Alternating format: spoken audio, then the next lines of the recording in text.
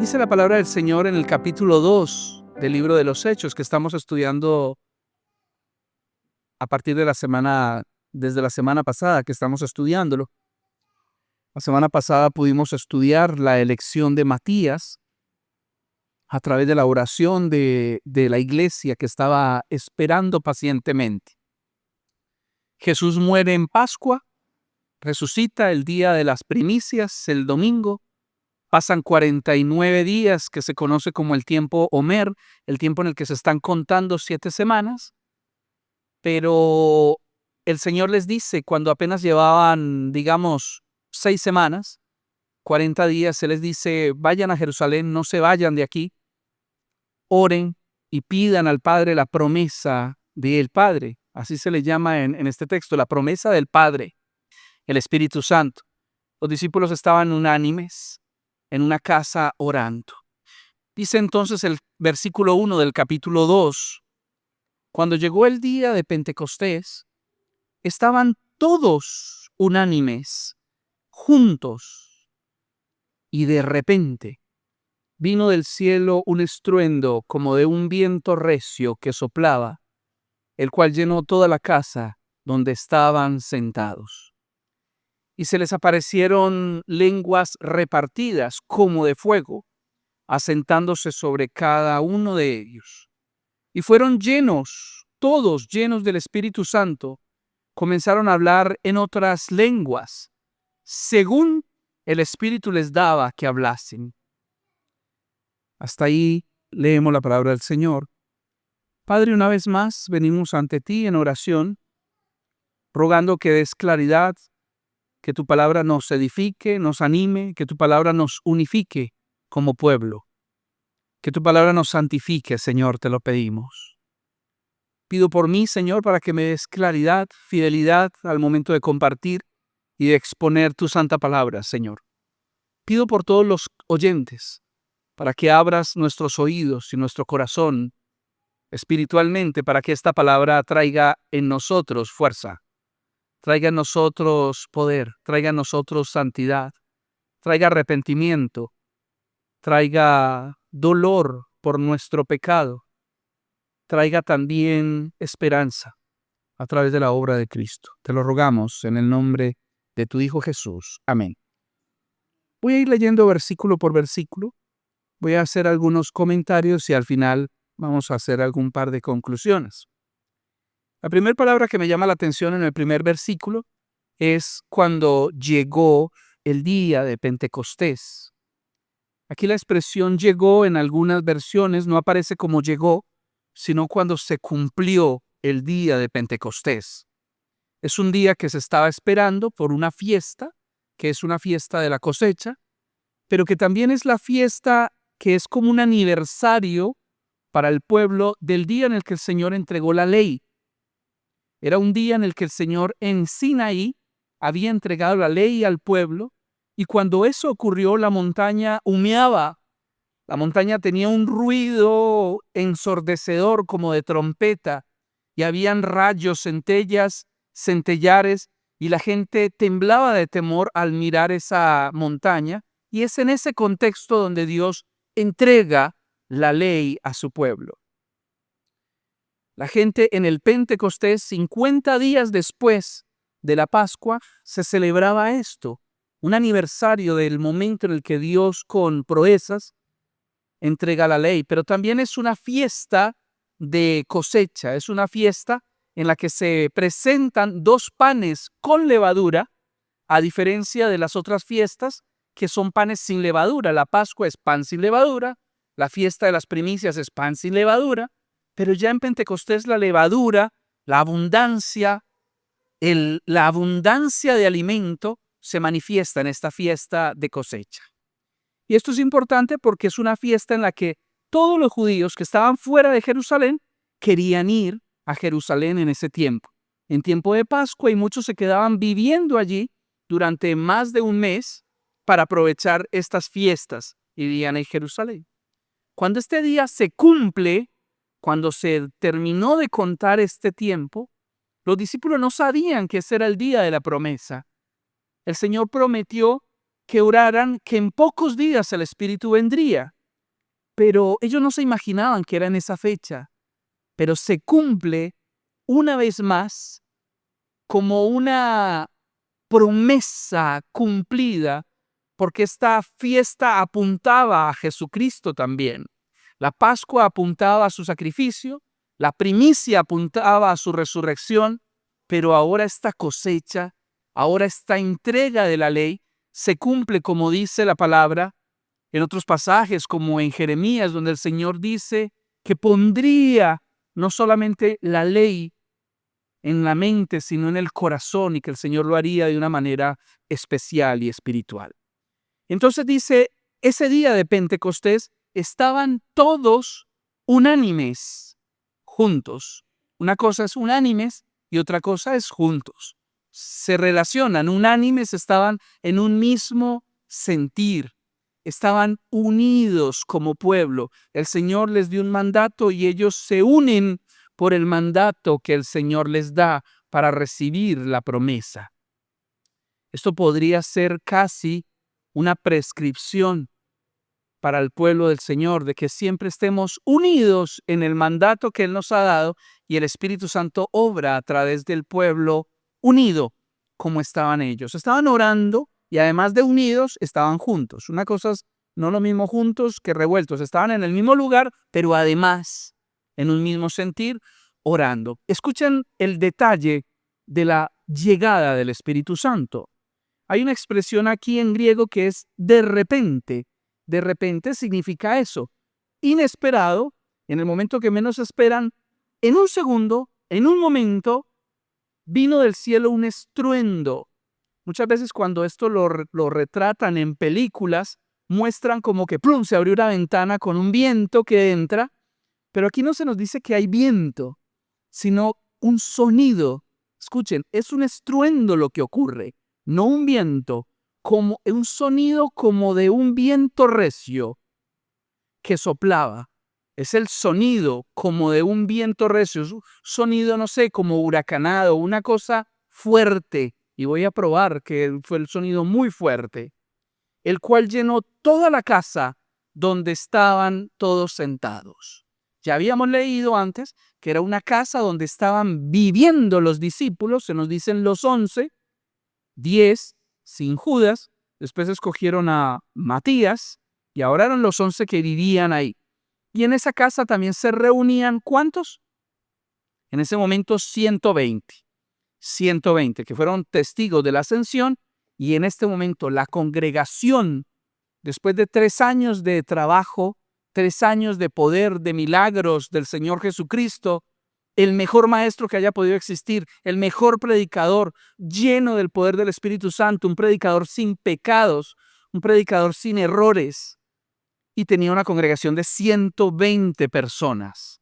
Muchos le seguían, pero también le daban la espalda cuando se daban cuenta del contenido del Evangelio. Muchos le seguían, pero Jesús sabía que le seguían por pan, por sus necesidades, para que les ayudara a pagar el arriendo, cosas así. Pero cuando escuchaban en sí el mensaje del Señor, algunos decían, esto es difícil de creer, y simplemente volteaban y seguían. Eran 120. Muchos eran los llamados hasta ese momento, muy poquitos. Teniendo en cuenta el ministerio de nuestro Señor Jesús, 120 es un grupo, una manada pequeña, es una manadita pequeña. Llega el sonido llenó toda la casa, y visualmente primero tenemos una expresión auditiva, un ruido, un estruendo, y visualmente para los testigos vieron como un fuego repartido en forma de lenguas, no de lenguas como nuestra lengua, sino como formas de fuego que se repartieron sobre los que estaban presentes, asentándose sobre cada uno de ellos.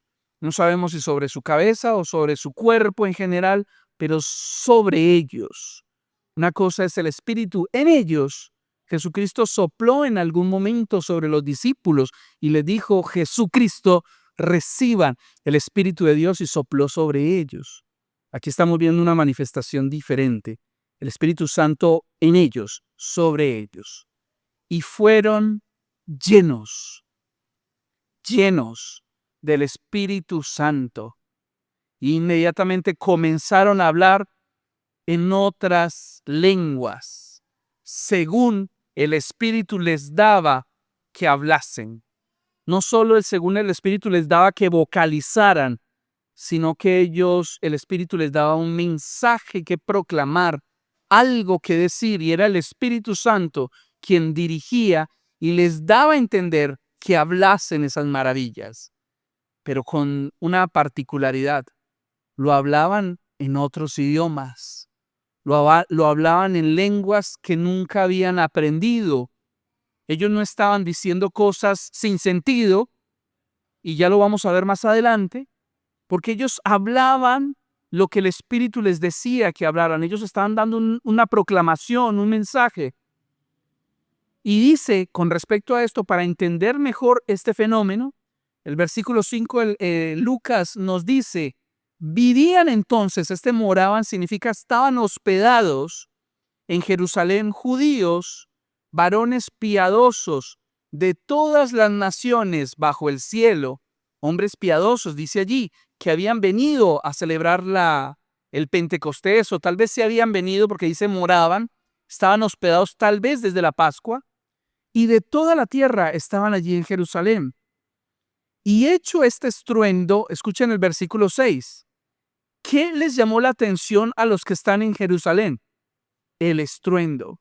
Ese estruendo no fue algo que vivieron solamente los discípulos, sino que la ciudad fue notorio el estruendo, o sea, explotó como algo. Ellos sabían que no era un transformador porque en ese tiempo no habían transformadores. Era algo raro que sonó muy fuerte y les llamó la atención. Y hecho este estruendo, se juntó la multitud. O sea, ¿qué fue eso? Los que están en Jerusalén. ¿Qué pasó? ¿Qué fue eso? Estaban confusos, no sabían qué era eso, qué explosión, qué ruido fue ese. Porque cada uno, además, les ven a ellos hablando en su propia lengua. Y paremos ahí porque ahora me confundí en la narrativa. Ellos estaban en una casa. Estaban en el aposento alto. Ellos están orando y de repente escuchan el estruendo.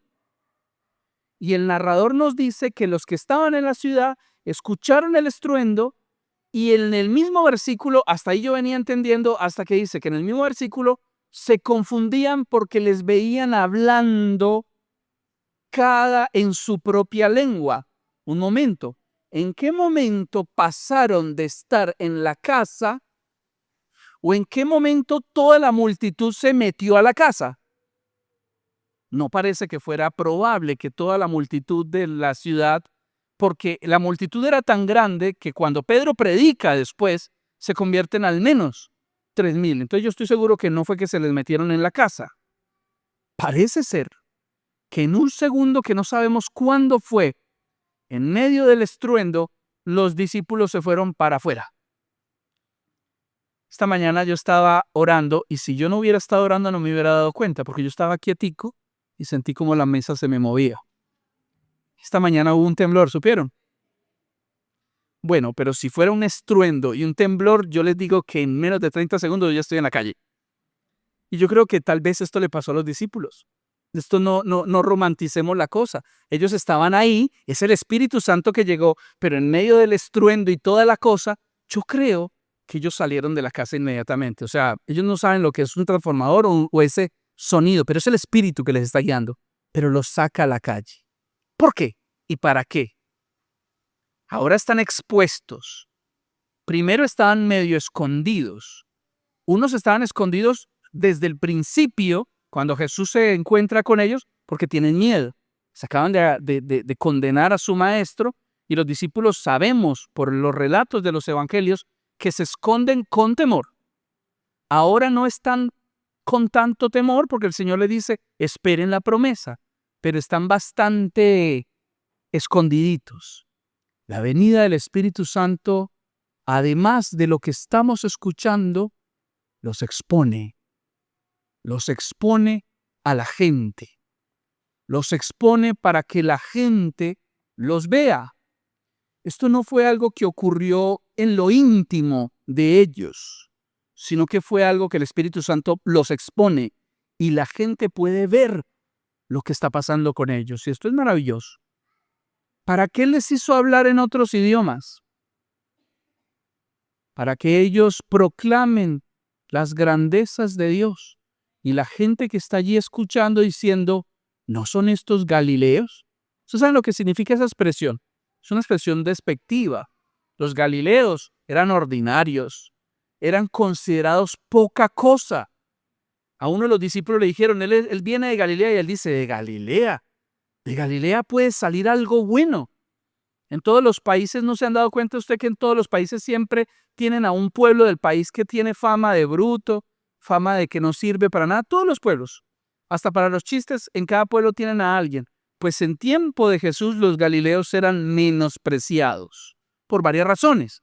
Razones políticas, razones religiosas, porque los galileos se habían mezclado mucho con los otros pueblos, entonces no eran tan puros como la gente de Jerusalén.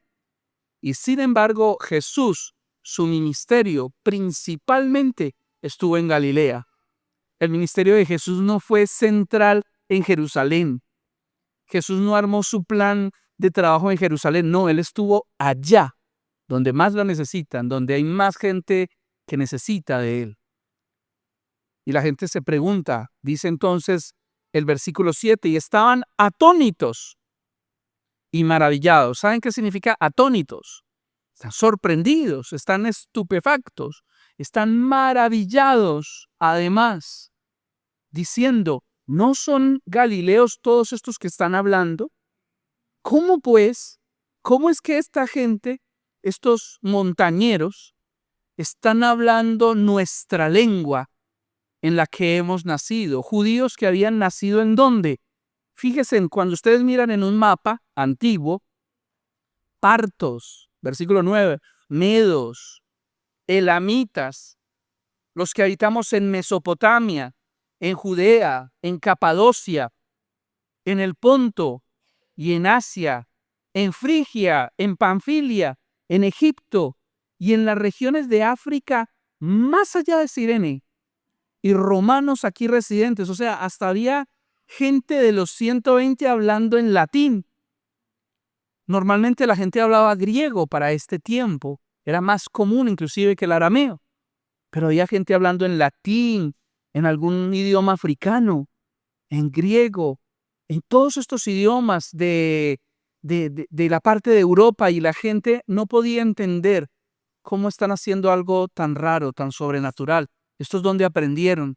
Pero lo que les maravillaba además de lo sobrenatural del suceso, cretenses, árabes, versículo 11, les oímos hablar en nuestras lenguas las maravillas de Dios. El Espíritu les daba un mensaje que glorificaba a Dios, que hablaba de Dios.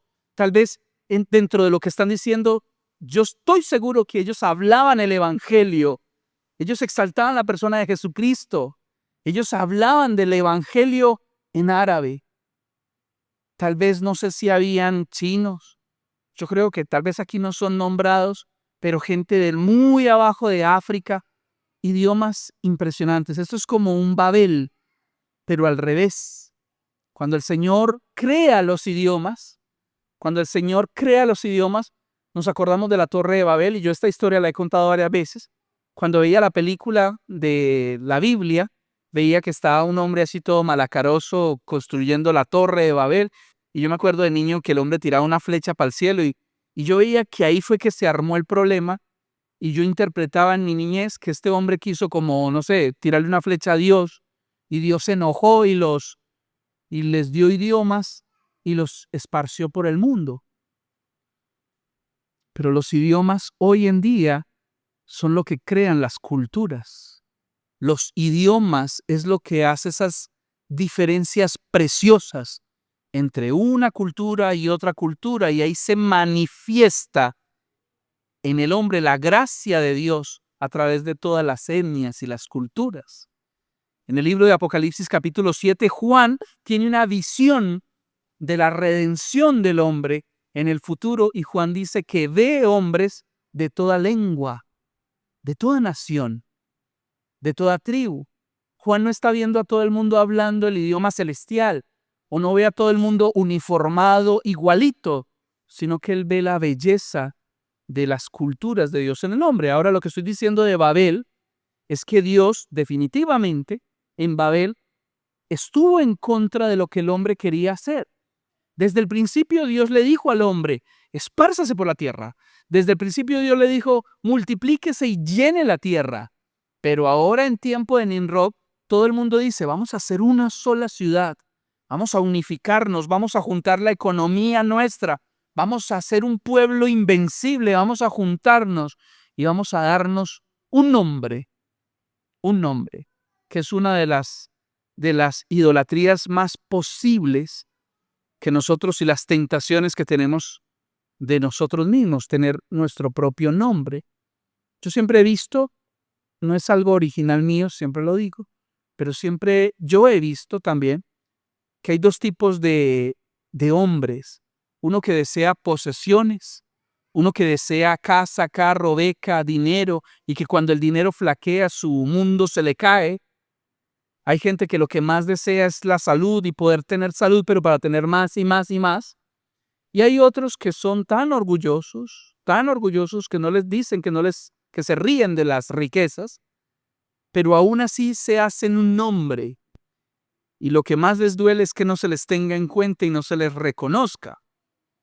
Siempre cuento la historia de Beethoven, que es un musicazo, un hombre a quien Dios le hablaba música al oído, mejor dicho, y que manifestó en su obra la belleza de Dios. Pero este hombre era pobre.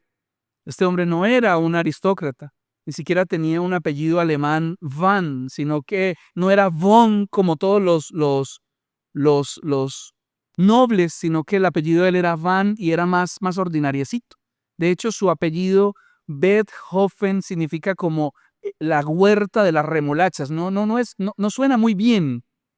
Pero cuando a Beethoven lo quisieron avergonzar, los que tenían dinero, y él estaba ahí en la fiesta, le dijeron, entonces tú eres un terrateniente, ¿no? Para avergonzarlo, porque él no tenía nada de tierra. Entonces él decía, no, yo soy un cerebroteniente. O sea, porque no tenía tierra, pero él estaba orgulloso de su nombre, de quién era. Ojo con eso, porque hay personas que dicen que no les importa lo material, pero se hacen un nombre y les duele y se les derrumba el mundo cuando no son reconocidos, su inteligencia, su capacidad. En fin, Babel quería hacerse un nombre y el Señor los dispersa. ¿Para qué? Para que cumplan lo que les había mandado desde el principio.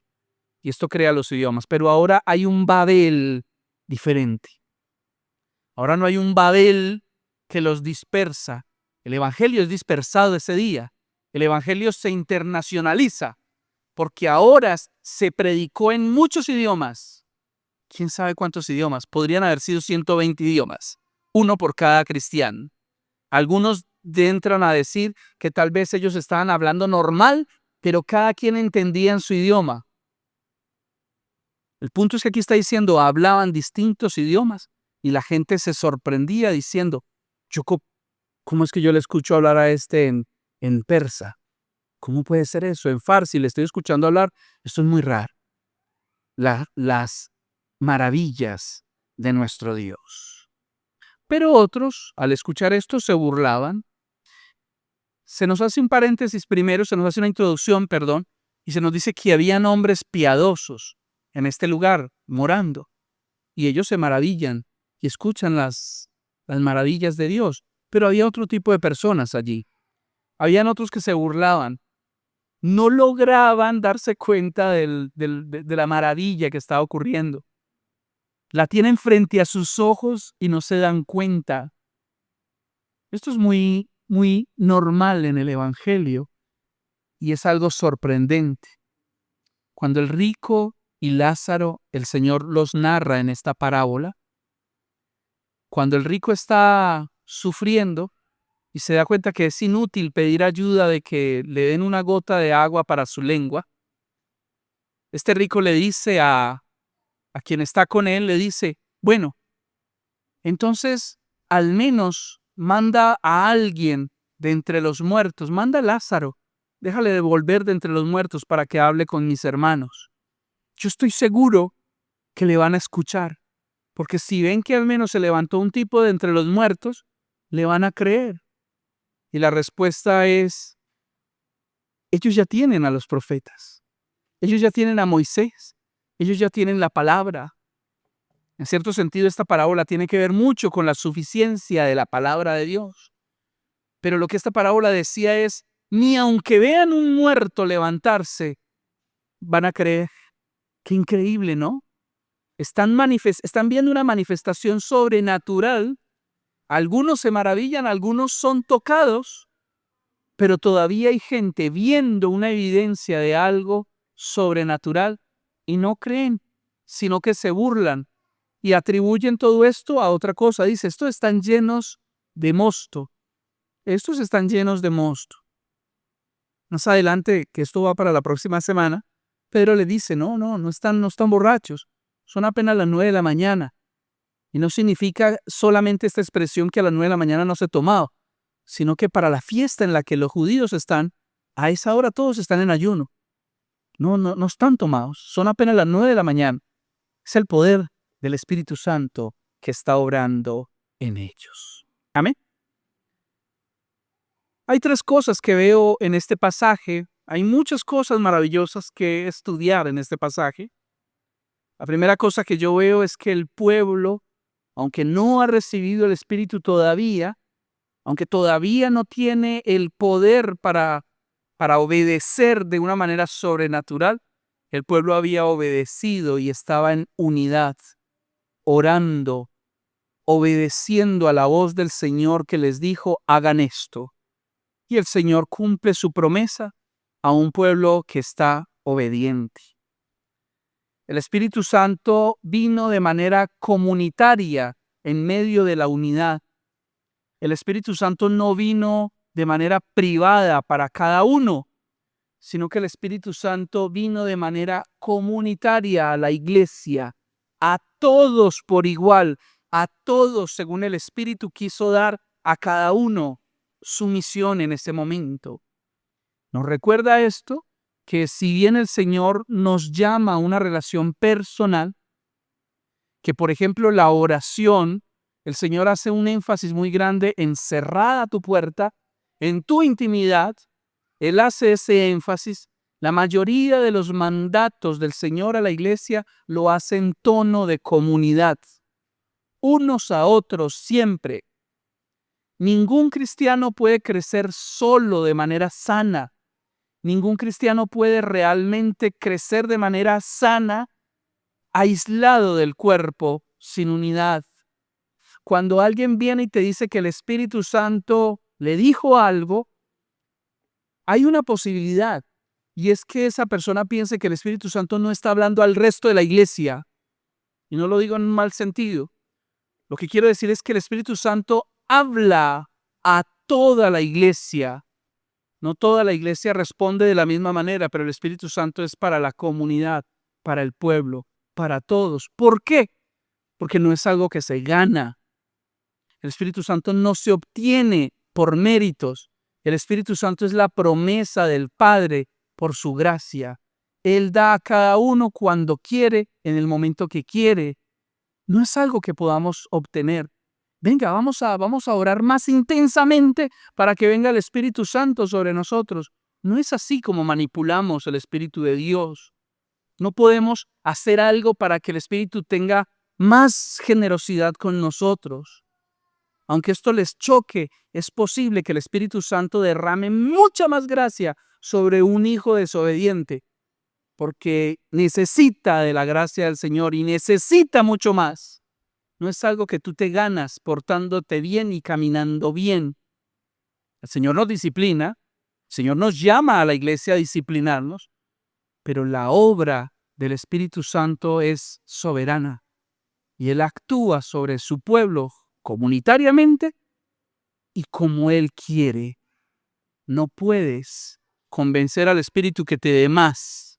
No puedes hacer eso. Él hace como Él quiere, por su gracia, por su amor. El Espíritu Santo en este momento empieza a trascender culturas. No solamente los judíos, empieza a trascender y a cumplir lo que se había prometido desde siempre. Acabamos de terminar una serie que se llama El Pueblo de Dios. El maestro J decía, martillaba y martillaba, y hasta un día trajo un martillo para explicar lo importante que es martillar y volver a recordar lo que significa el ser pueblo de Dios. Ser bendición para las naciones. En ti serán benditas las naciones. El Espíritu Santo no es de los que le gusta tratar con la gente encerrada. El Espíritu Santo nos expone. El Espíritu Santo nos pone en circunstancias en las que somos expuestos para que las demás personas puedan ver, para que las demás personas puedan verte, para que las personas digan, qué raro que es ese tipo, qué interesante que es, qué raro que es. Yo pensé que era un tipo todo fanático, pero en realidad es un tipo feliz. Es un tipo que ama al Señor, es un tipo que disfruta a su familia, es un tipo que tiene tiempo. Y eso es el mover y el obrar del Espíritu Santo, que si usted no lo muestra, el Espíritu Santo siempre lo muestra y siempre nos va a exponer y nos expone para salir. El Espíritu Santo nos saca de nuestra zona de confort también. Ya esto lo vamos a ver más adelante. Es un pequeño spoiler, pero eso ya lo he dicho. La iglesia está creciendo, la iglesia está grande, la iglesia está acomodada, tiene dinero, tiene comidas, tiene trabajos comunitarios con las griegas, con las otras les dan comida, hay repartición de bienes. Pero el Señor les manda una bobadita y les manda a Saulo de Tarso. El Espíritu Santo, el mismo Espíritu Santo del que estamos hablando aquí. Y yo siempre soy un poco chocante cuando digo esta comparación, pero yo me imagino a las iglesias tomaditos de la mano, en un círculo, en una casa, orando. Señor, por favor, no nos mandes a Saulo, confúndelo. O me los imagino orando, Señor, por favor, entorpécelo. Y el Señor diciendo, ahí se los mando. Y se los mandó y despelucó a la iglesia y la dispersó por todo Asia. No solo Pablo, sino su movimiento. Y es el Espíritu Santo quien tiene una iglesia ya muy cómoda, una mega iglesia. Una mega iglesia. Pedro predicó un día, se convirtieron 3,000. Ya de ahí para allá eso ya es una mega iglesia. ¿Sí o no? Imagínense los recursos que tenía ya esta iglesia y la gente donaba sus cosas. Pero el Señor les mandó y el Espíritu Santo otra vez les movió la cosa. Se las movió en el aposento alto, el ruido los sacó de allí, pero ahora la iglesia siempre, el Espíritu Santo, nos impulsa hacia afuera. Esa es la esencia de ser iglesia, de ser eclesia, llamado hacia afuera, a exteriorizar lo que el Espíritu Santo está haciendo en nosotros. Considera un segundo algo. ¿Tú exteriorizas cosas sobrenaturales que la gente ve? ¿Tú exteriorizas cosas que son diferentes en vos como creyente?